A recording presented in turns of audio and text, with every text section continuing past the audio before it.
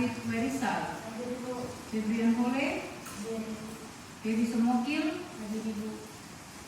Grace Marlo Pesi, James Marcus, Junior Sitene Pesi, Laura Lisa Pali, Marciani Titi Halawa,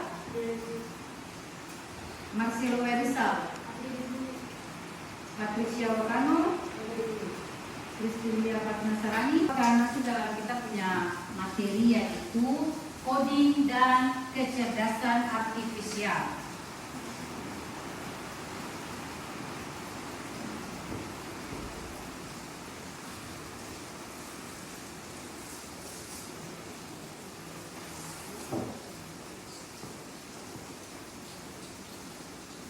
Oke, kalian lihat gambar yang di depan ini, dua diagram yang berbeda. Diagram yang pertama ini diagram pencar, dan ini diagram garis. Siapa tahu kedua diagram ini punya perbedaannya itu gimana? Ya, silakan. Perbedaannya di diagram pencar menunjukkan sebaran data dan hubungan antara dua variabel, yaitu menggunakan titik pada dua sumber, 40 X dan Y, betul. Sementara diagram analog adalah istilahnya untuk metode isu analisasi data yang mirip atau serupa dengan aslinya. 40 analog, betul. Dan tidak ada jenis diagram data spesifik yang disebut diagram analog. Ya, itu dia punya perbedaan antara kedua diagram yang di depan. Sekarang kalian lihat gambar yang berikutnya, sinyal analog, sinyal digital dan juga dengan dia punya perbedaan. Kedua gambar tersebut punya perbedaan di mana siapa yang bisa jawab untuk itu? Oke, silakan Maria. Sinyal analog adalah gelombang kontinu yang nilainya dapat berubah-ubah secara mulus, seperti suara atau suhu. Sementara sinyal digital adalah sinyal diskrit yang terdiri dari nilai-nilai terpisah atau benar, 0 dan 1, hingga lebih tahan terhadap gangguan. Sedangkan kalkulator penghitung angka adalah contoh alat yang melakukan komputasi digital, di mana ia bekerja dengan simbol-simbol abstrak atau angka dan menghasilkan output yang diskrit, tidak seperti peranti analog. Ya, itu kedua perbedaan gambar tersebut. Kita lihat gambar yang berikutnya. Siapa tahu dengan fungsi memindai QR code ini? Oke, silakan, Junior. Memindai kode QR kode berguna untuk mengakses informasi dengan cepat, seperti tahukan website virtual kota atau informasi produk, dan untuk mempermudah transaksi melalui pembayaran digital. Ya, pembayaran digital inilah yang kalian sudah pernah lihat juga ada di aplikasi apa?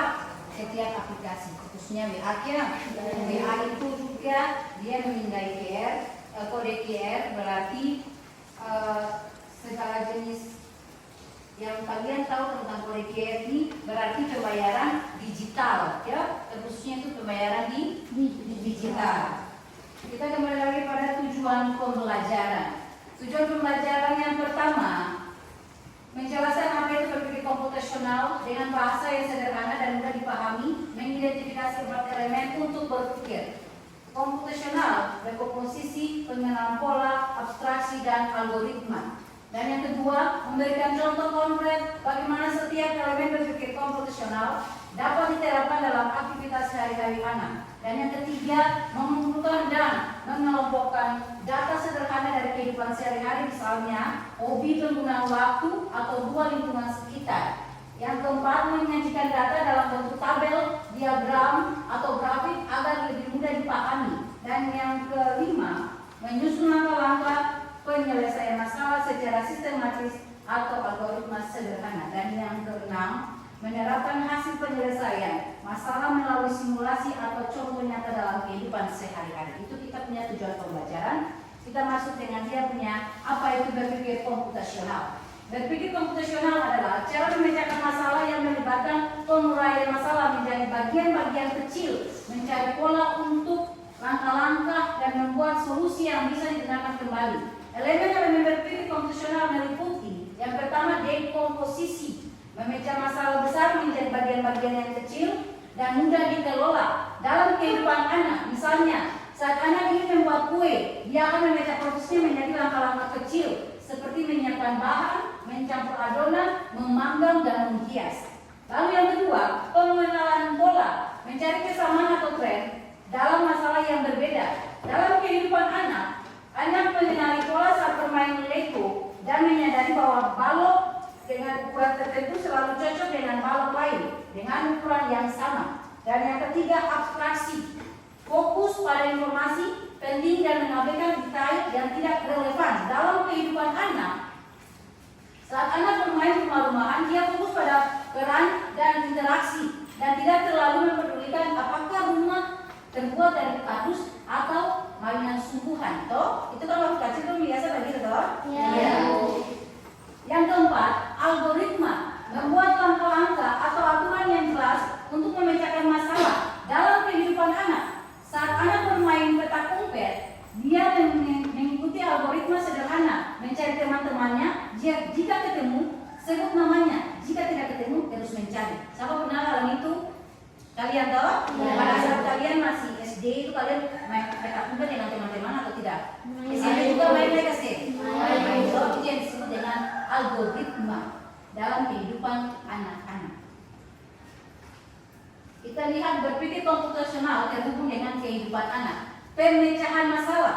Berpikir komputasional membantu anak memecahkan masalah sehari-hari dengan sistematis. Misalnya, jika mainan rusak, dia bisa mencoba mencari tahu penyebabnya dan mencari solusi langkah demi langkah. Itu pemecah masalah. Sedangkan yang kedua, kreativitas. Dengan memahami elemen berpikir komputasional, anak bisa lebih kreatif dalam menciptakan solusi baru atau memperbaiki yang sudah ada. Jadi kalian bisa menciptakan solusi yang baru atau yang ada kalian juga bisa menggunakan yang ada saja. Itu seperti dengan kreativitas kalian sendiri. Lalu logika, berpikir komputasional melatih logika anak. Dia belajar untuk berpikir secara terstruktur dan mengikuti aturan yang jelas. Dan yang keempat, kerjasama. Dalam banyak aktivitas yang melibatkan berpikir komputasional, anak belajar untuk bekerja sama dengan orang lain, berbagi ide, dan memecahkan masalah bersama. Itu yang disebut dengan kerja sama. Ide yang kalian tahu, kalian harus berbagi. Toh? Itu yang disebut dengan kerjasama. Kita masuk dalam definisi data dan informasi. Data. Data dan informasi data fakta mentah atau angka yang belum diolah. Informasi. Data yang telah diolah dan memiliki makna. Contoh, data, nama, usia, alamat, nomor telepon. Informasi, data pelanggan berdasarkan usia dan lokasi. Seperti nama James, toh? Iya, nama James. Usia James berapa? 12. Alamatnya James di mana? Amin. Nomor telepon, ya pasti nomor telepon tertera. Itu data. Sedangkan informasi, data pelanggan berdasarkan usia dan lokasi, yaitu informasi dari James. Toh? Informasi dari James. Data yang sudah diperoleh dari nama James, usia James, alamat James, tempat tinggal James, dan nomor telepon James, itu berarti informasi yang kalian sudah dapat dari James. Toh? Itu yang disebut data, dan informasinya berarti dapat dia punya data ini. Paham sih? Iya. Kembali lagi dengan jenis-jenis data. Data kualitatif, data deskriptif, misalnya warna, rasa, pendapat. Warna kuning, merah, hijau, toh. Rasa, ada yang rasa manis, rasa pedas, rasa pahit. Lalu yang pendapat dari pokoknya pendapat dari kalian yang kalian kasih pendapat tentang rasa itu seperti apa? Pendapat. Lalu data kuantitatif, data numerik, misalnya tinggi, berat, suhu, tinggi badan, berat badan, dan suhu badan. Ya. Lalu data primer, data yang dikumpulkan langsung dari sumbernya. Dan data sekunder, data yang diperoleh dari sumber lain, misalnya laporan, publikasi. Itu yang disebut dengan data sekunder. Proses pengolahan data. Pengumpulan data, mengumpulkan data dari berbagai sumber. Apa saja yang kalian tahu, berarti kalian harus kumpul dari berbagai sumber. Sumbernya itu apa? Ada yang dari Google, ada yang dari Facebook, ada dari YouTube. Toh? Itu pengumpulan data yang kalian harus tahu. Pembersihan data, menghilangkan data yang tidak relevan atau duplikat. Kalau ada data yang masuk di HP kalian yang berdasarkan yang tidak relevan atau duplikat, itu berarti kalian harus bersihkan. Jangan sampai terganggu oleh HP kalian atau punya nama error namanya. Toh? Itu duplikat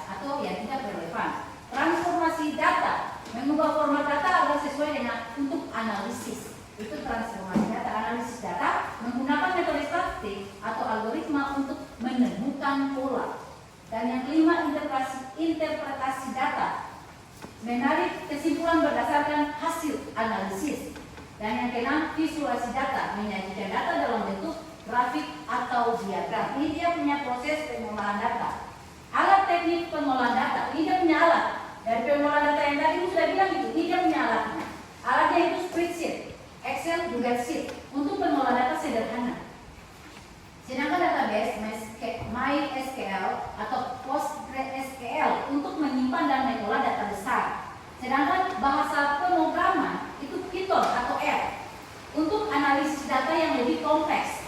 Sedangkan software visualisasi data itu Tableau of Power BI untuk membuat grafik dan dashboard interaktif. Ini dia punya alat teknik pengolahan data ya. Itu dia punya alat. Sedangkan aplikasi pengolahan data dalam kehidupan masyarakat, kesehatan, analisis data untuk meningkatkan diagnosis dan perawatan, pendidikan, mengidentifikasi tren belajar siswa untuk peningkatan metode, transportasi, mengoptimalkan rute dan jadwal transportasi, ekonomi, memprediksi tren pasar dan perilaku konsumen, lingkungan, memantau kualitas udara dan air untuk menjaga kelestarian lingkungan. Itu dia punya aplikasi kesehatan, pendidikan, transportasi, ekonomi, lingkungan. Sedangkan ini dia punya studi kasus dari aplikasi tersebut. Contoh, penggunaan data kesehatan punya, penggunaan data rekam medis elektronik untuk mengidentifikasi pola penyakit dan meningkatkan efisiensi pelayanan kesehatan. Dia punya manfaat mengurangi kesalahan medis, meningkatkan koordinasi perawatan, dan mempercepat penelitian medis. Sedangkan dia punya transportasi, contoh penggunaan data GPS. Lo tau GPS toh? Arah jalan toh? Ya, itu GPS dan sensor untuk mengoptimalkan rute bus dan mengurangi kemacetan lalu lintas. Manfaatnya mengurangi waktu tempuh, menghemat biaya operasional, dan meningkatkan kepuasan penumpang.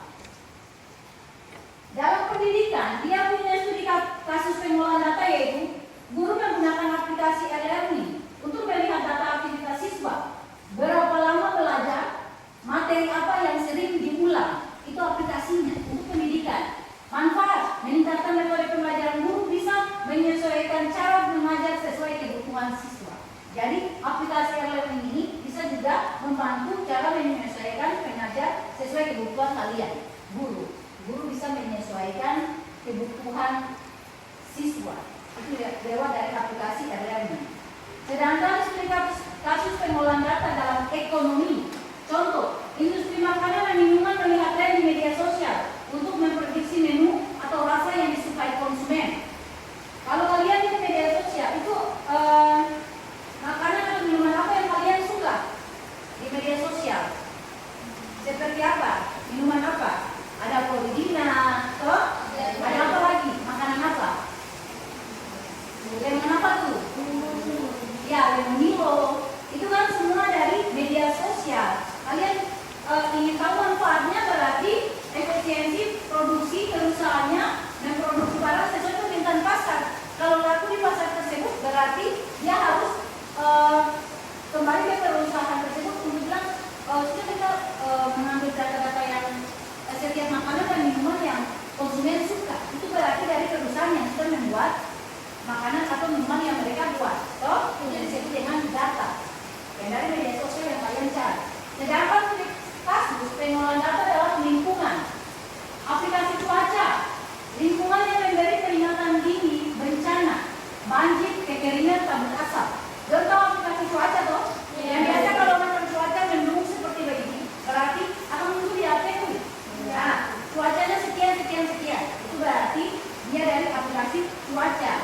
Dan manfaatnya peningkatan kesadaran masyarakat tentang pentingnya menjaga lingkungan. Berarti kalau tidak mau banjir, tidak mau kekeringan, tidak mau kabut asap, berarti kita harus menjaga lingkungan kita masuk dalam tantangan dalam pengolahan data. Privasi data, bagaimana melindungi data pribadi dari penyalahgunaan. Keamanan data, bagaimana mencegah akses tidak sah ke data sensitif. Kualitas data, bagaimana memastikan data yang digunakan akurat dan relevan. Keterampilan, bagaimana meningkatkan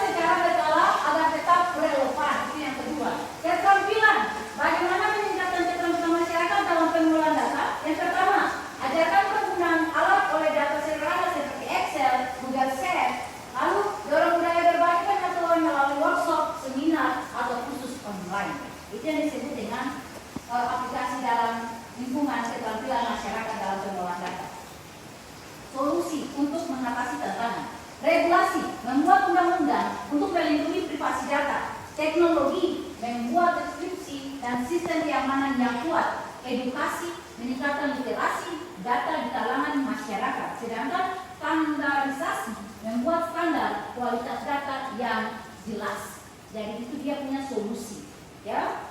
Lalu dia punya kesimpulan.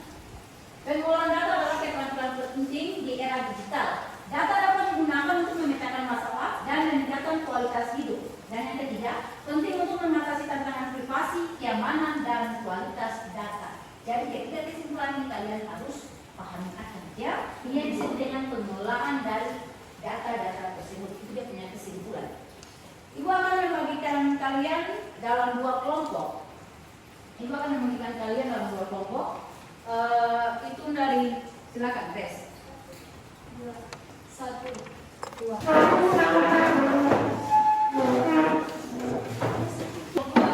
Ini adalah lembar kerja murid. Kalian akan baca dulu sebelum kita keluar di luar untuk mengambil sampah organik dan sampah anorganik.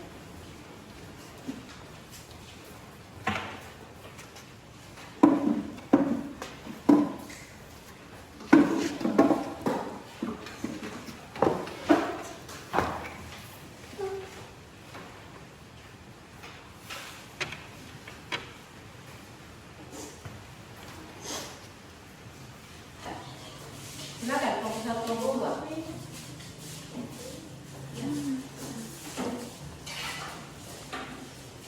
Ayo silakan.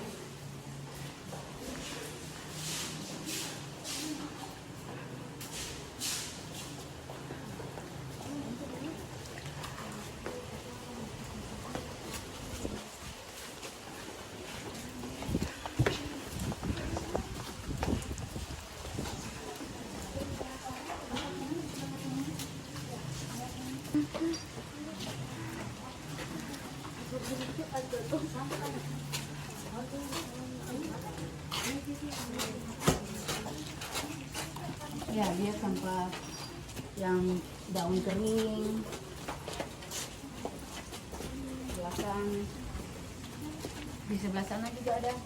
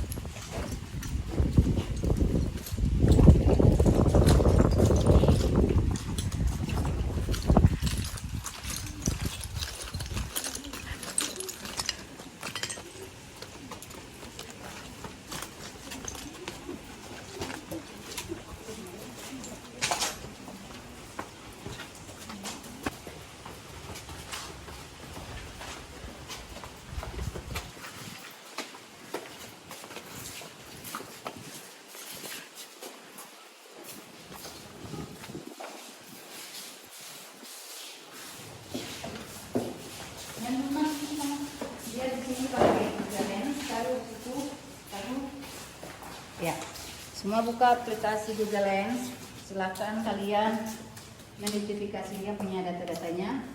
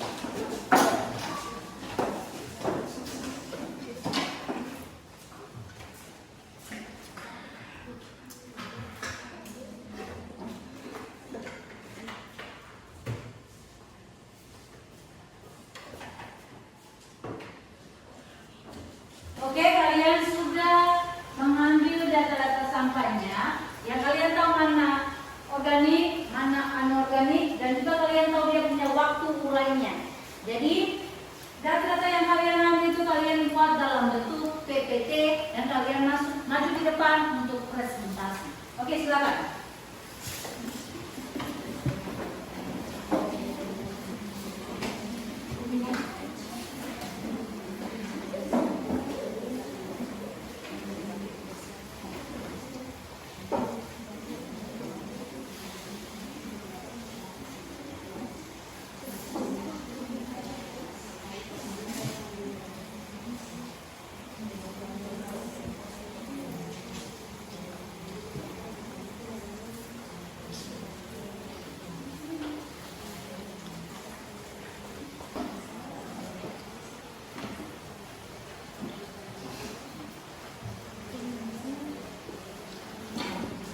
Kelompok mana yang sudah siap? Oke, kelompok 1. Silakan maju kelompok 1.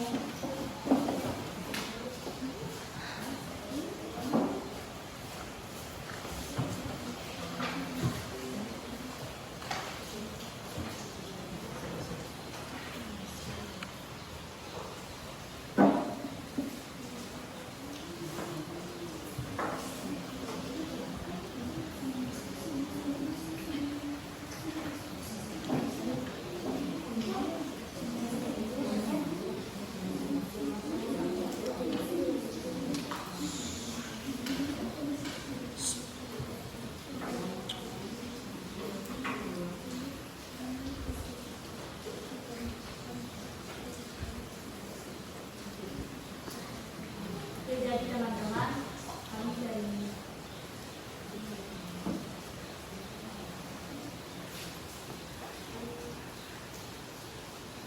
Silakan kelompok 1. Jadi teman-teman, kami dari kelompok 1 akan mempresentasikan hasil kerja kami di kelompok pada kita. Pengelolaan data sampel organik dan anorganik. Tujuan pengumpulan data yaitu mengetahui jenis sampel organik dan anorganik di lingkungan sekolah. 2. Mengidentifikasi jumlah dan jenis sampah yang sering muncul. 3. Menyadarkan siswa tentang pentingnya pemilihan sampah. 4. Sebagai dasar solusi pengelolaan sampah yang lebih baik. Data sampah. Jenis sampah di SMP Negeri 5 Maluku Tengah. Ada daun organik itu 2-6 bulan. Ada kertas organik 2-5 bulan. Ada kertas tisu organik 2-4 minggu. Plastik anorganik 50-100 tahun atau lebih. Analisis. Sampah organik lebih cepat terurai namun volumenya besar. Sampah anorganik seperti plastik sulit terurai dan mencemari lingkungan. Kertas dan tisu bisa diatur ulang atau dijadikan kompos. Plastik perlu pengelolaan khusus melalui bank sampah atau daur ulang. Solusi. Memisahkan sampah organik dan anorganik, membuat kompos dari daun kertas dan tisu, mengurangi penggunaan plastik sekali pakai, mengikuti program bank sampah atau daur ulang plastik. Kesimpulan. Pengelolaan sampah penting untuk menjaga kebersihan sekolah. Data sampah membantu mencari solusi yang tepat. Pemilihan sampah organik dan anorganik perlu dilakukan sejak dini. Kesadaran siswa menjadi kunci utama keberhasilan.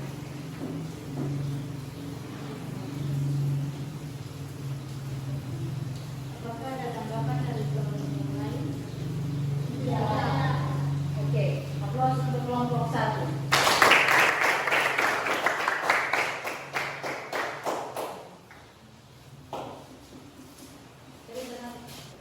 Ya, silakan kelompok 2 dengan hasil presentasi kalian.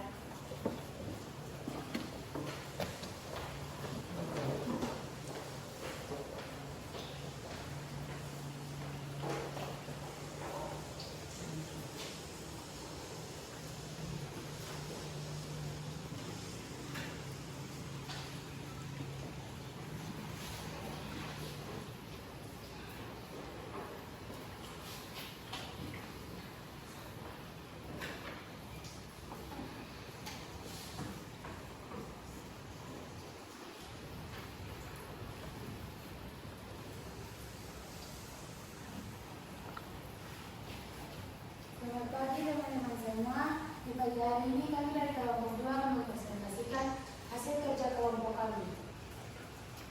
Ya, saya akan menceritakan tentang pengelolaan data sampah organik dan anorganik SMP Negeri 5. Tujuan pengumpulan data: 1. Mengetahui jenis sampah organik dan anorganik di lingkungan sekolah. 2. Mengidentifikasi jumlah dan jenis sampah yang sering muncul. 3. Menyadarkan siswa tentang pentingnya pemilihan sampah. 4. Sebagai dasar solusi pengelolaan sampah yang lebih baik.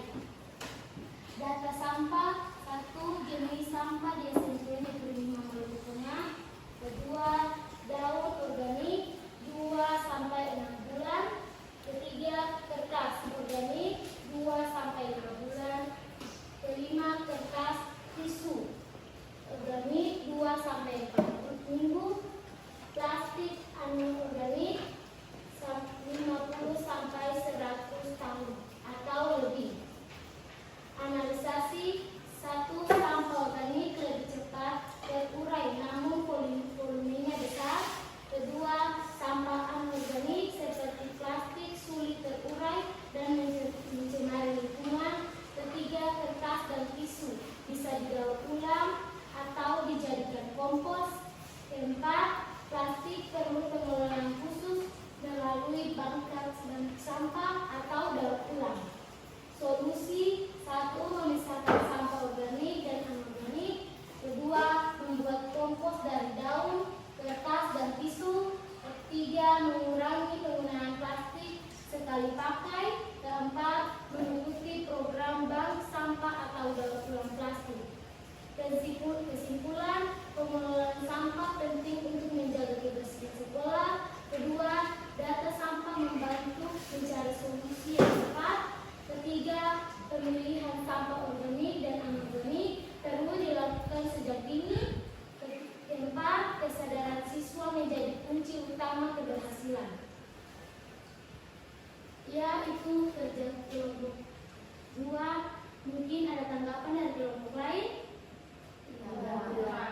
Ada? Oke, aplaus untuk kelompok 2.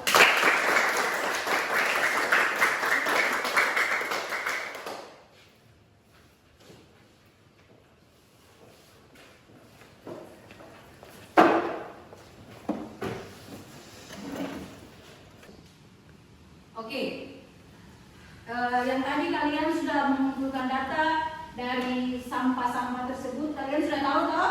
Mana yang organik, mana yang anorganik, dan juga waktu terurai. Sudah tahu toh? Lewat aplikasi Google Lens, yaitu kalian juga tahu dia berapa minggu, berapa tahun, berapa bulan dari sampah-sampah tersebut. Kalian sudah tahu toh? Sudah. Kalian sudah buat di belakang itu. Itu yang disebut dengan sampah basah, sampah kering, yang berarti kertas, tisu, dan juga plastik. Jadi itu dengan kita punya pengolahan data, itu yang dengan pelajaran ini yang ibu lakukan, yaitu pengolahan data. Berpikir secara berpikir secara komputasional dalam pengolahan data. Bagaimana nih? Kita mau selesaikan apa? Bagaimana kita mau tahu organik atau anorganik dari mana? Yaitu melewati aplikasi Google. Yes. Itu berpikir secara komputasional. Oke? Ya. Oke, dari pelajaran yang ibu kasih ini, apa yang kalian pelajari tentang pelajaran ini? Siapa yang bisa jawab? Pembelajaran ini sangat membantu saya dengan menggunakan pengolahan data dalam Google Lens, dan saya bisa mengetahui jenis-jenis sampah organik dan anorganik dalam kurang waktu. Iya, toh dalam ukuran waktu. Jadi kalian semua sudah tahu toh? Sudah. Iya. Lalu yang kedua, ibu mau tanya lagi, apa yang kalian sukai dari pelajaran ini? Siapa yang bisa jawab? Saya Bu, bagaimana menganalisis data dengan baik dan benar. Iya, data yang baik, data yang benar, ya. Kalau data yang baik dan benar yaitu Google Lens. Yang kita sudah lakukan tadi, itu yang disebut dengan permasalahan dari hal-hal besar ke hal-hal kecil, toh? Yang kalian sudah dapati. Dari yang kelompok 1 dan kelompok 2 punya hasil presentasi sangat bagus, sangat memadai sekali karena kalian sudah mengidentifikasi sampah-sampah tersebut dan kalian itu punya bakat yang sangat luar biasa. Aplaus untuk kalian. Tapi karena waktu sudah tidak sudah sampai di sini, Ibu cuma mau bilang di pertemuan berikut Ibu akan bagikan materi ke dalam grup masing-masing. Lalu di situ kalian akan mempelajari materi tersebut supaya bisa membuat konten. Dengan Ibu akan sampaikan aplikasi digitalnya nanti pada saat Ibu sudah membagikan materinya lewat grup. Oke semua? Ya. Jadi karena ini sudah waktunya sudah selesai, sudah pas, Ibu meminta satu orang untuk bawa kita dalam doa penutup. Silakan. Jadi